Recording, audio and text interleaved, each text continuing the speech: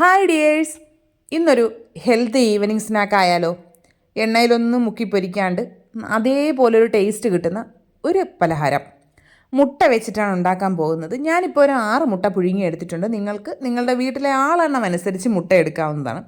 ഈ 6 മുട്ടയ്ക്ക് വേണ്ട മസാലയുടെ കണക്ക് എല്ലാമാണ് ഞാനിപ്പോൾ പറയുന്നത്. മുട്ട പുഴുങ്ങി എടുത്തിട്ടുണ്ട്. നമുക്കതിനിതാ ഇതുപോലെ മുറിക്കുക.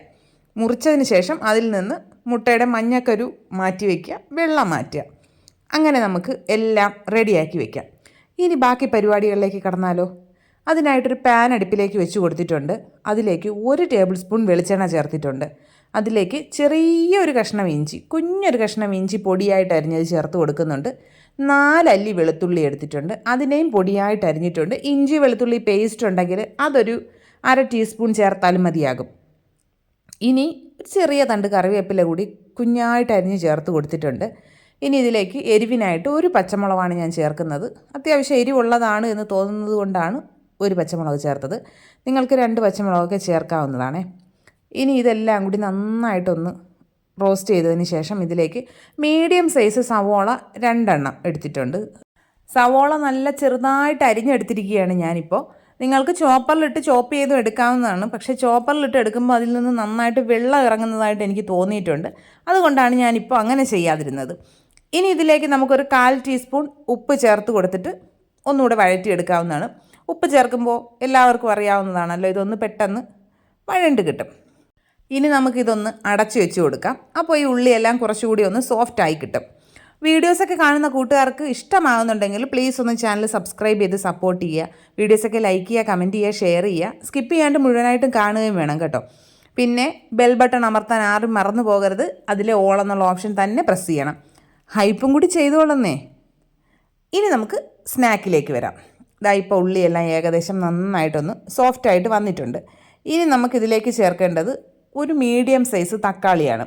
തക്കാളിയുടെ കുരുവും അതിലുള്ള വെള്ളവും ഒക്കെ കളഞ്ഞതിന് ശേഷം പൊടിയായിട്ട് അരിഞ്ഞെടുത്തിരിക്കുകയാണ് തക്കാളി. അതിനെ ഇതിലേക്ക് ചേർത്ത് കൊടുക്കാം.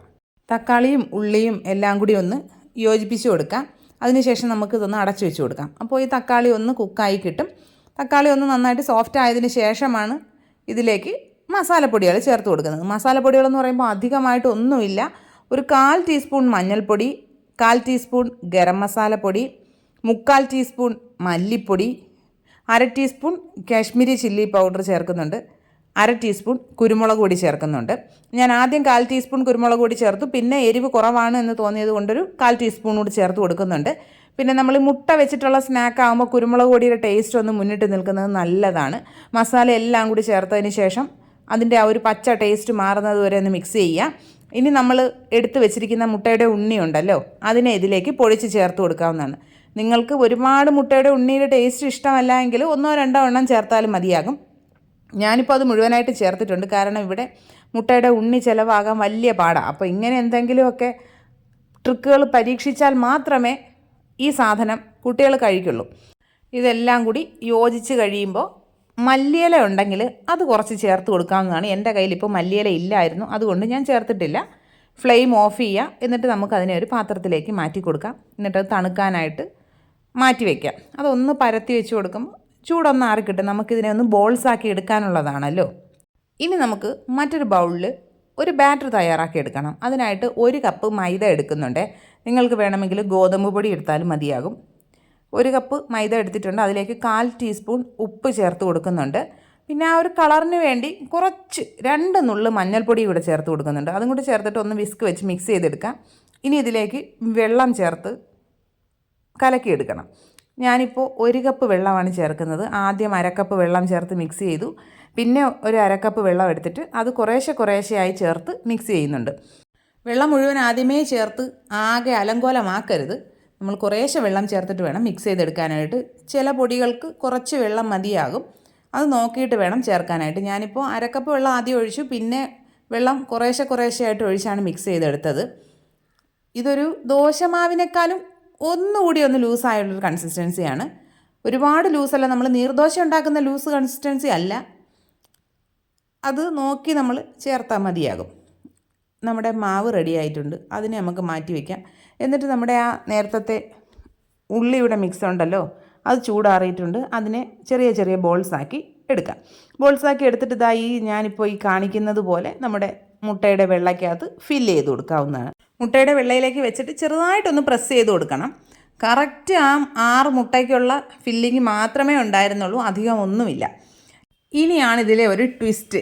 എന്താണെന്ന് വെച്ചാൽ നമ്മളിതിനെ എണ്ണയിൽ മുക്കി പൊരിക്കുന്നില്ല, ഷാലോ ഫ്രൈ പോലും ചെയ്യുന്നില്ല. നമ്മളിതിനെ ഉണ്ണിയപ്പച്ചട്ടിയിലാണ് ഉണ്ടാക്കിയെടുക്കാൻ പോകുന്നത്. ഉണ്ണിയപ്പച്ചട്ടിയിൽ ചെറുതായിട്ടൊന്ന് എണ്ണയൊന്ന് ബ്രഷ് ചെയ്ത് കൊടുക്കുന്നുണ്ട്. ഇനി നമുക്ക് അതിലേക്ക് ഓരോ സ്പൂൺ മാവ് ഓരോ കുഴികളിൽ ഒഴിച്ചു കൊടുക്കാം. അത് അടുത്തടുത്തുള്ള കുഴികളിൽ ഒഴിക്കാതിരിക്കുക.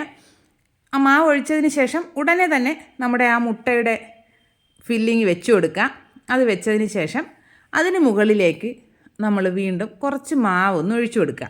കുറച്ചുകൂടി വലിയ ഉണ്ണിയപ്പ ചട്ടിയൊക്കെയാണ്, വലിയ ഉണ്ണിയപ്പം ഉണ്ടാക്കുന്ന ചട്ടിയൊക്കെ ആണ് എങ്കിൽ ഈ മാവ് ഇതിനകത്ത് തന്നെ നിൽക്കും, ഇങ്ങനെ പുറത്തോട്ട് ഒഴുകി പോകില്ല. ഇത് കുഞ്ഞു ഉണ്ണിയപ്പങ്ങൾ ഉണ്ടാക്കുന്ന ചട്ടിയാണേ. മാവ് മുകളിലേക്ക് ഒഴിച്ചതിന് ശേഷം നമുക്കിതിനെ ഒരു ലോ ഫ്ലെയിമിലിട്ടിട്ട് ഒരു 3 മിനിറ്റൊക്കെ ഒന്ന് അടച്ചു വെച്ച് കഴിയുമ്പോഴേക്കും അടിഭാഗം നന്നായിട്ട് കുക്കായി കിട്ടും. മറിച്ചിട്ട് കൊടുക്കുക. മറിച്ചിടുമ്പോൾ നമ്മൾ തൊട്ടടുത്തുള്ള കുഴിയിലേക്ക് വേണം മറിച്ചിട്ട് കൊടുക്കാനായിട്ട്. മറിച്ചിടുന്ന വീഡിയോസൊക്കെ ഗാലറി ഫുള്ളായിട്ട് കിട്ടിയില്ല കേട്ടോ. അതൊക്കെ അങ്ങ് ക്യാമറ ഓഫായി പോയത് ഞാൻ അറിഞ്ഞിട്ടുണ്ടായിരുന്നില്ല. എന്തായാലും ഇതാ കുക്കായി കിട്ടിയിട്ടുണ്ട്. അതുപോലെ നമുക്ക് എല്ലാം കുക്ക് ചെയ്തെടുക്കാവുന്നതാണ്.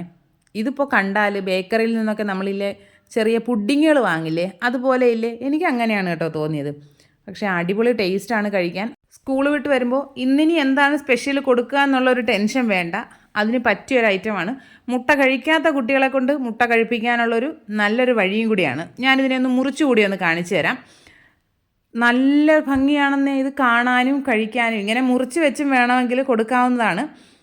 എൻ്റെ വീട്ടിൽ എന്തായാലും ഈ ഐഡിയ നന്നായിട്ട് വർക്കൗട്ട് ആയിട്ടുണ്ടായിരുന്നു. മുട്ടയുടെ മഞ്ഞ കഴിക്കാത്തവരൊക്കെ മഞ്ഞ ഏത് വഴിക്ക് പോയെന്ന് കൂടി കണ്ടില്ല. അത്രയ്ക്ക് നന്നായിട്ട് ചിലവായിട്ടുണ്ടായിരുന്നു. എല്ലാ കൂട്ടുകാരും ട്രൈ ചെയ്ത് നോക്കുക. ഫീഡ്ബാക്സൊക്കെ കമൻറ്റ് ബോക്സിൽ അറിയിക്കുക. ഇനി മറ്റൊരു അടിപൊളി വീഡിയോ ആയിട്ട് ഉടനെ കാണാം. ബൈ.